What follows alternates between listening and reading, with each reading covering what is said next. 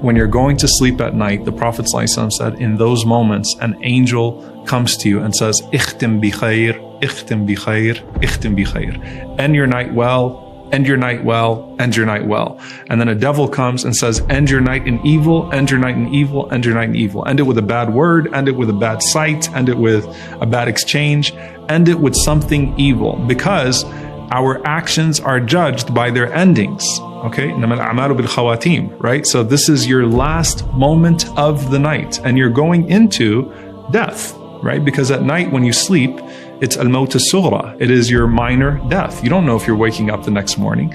Your souls go back to Allah subhanahu wa ta'ala. So just as you live your life and it's those last moments that count so much, such is also the case when you're going to sleep. So the angel says, "Ikhtim bi khair." End your night with dhikr, end your night with the remembrance of Allah, end your night with some Quran, end your night with those good things, not those things that are bad.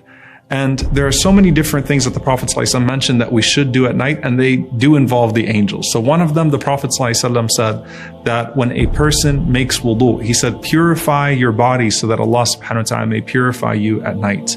For when a person goes to sleep in a state of wudu, Allah subhanahu wa ta'ala sends an angel that spends the entire night at your head.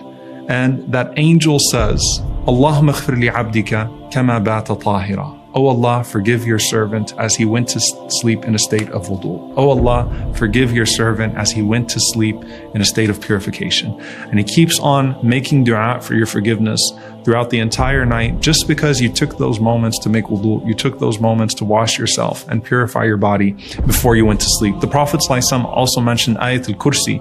To recite Ayatul Kursi, the Prophet ﷺ said that it would stand guard for you, that Allah would send an angel that would stand guard for you and protect you from any shaitan that could come anywhere near you throughout the night. And so just by making wudu, just by reciting Ayatul Kursi, by reciting those things, you have an angel that stands guard for you.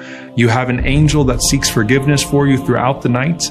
You end your night well. So if you die that night on dhikr, then you return to Allah subhanahu wa ta'ala in a state of remembrance, as opposed to in a state of whatever it is that you were doing before you went to sleep.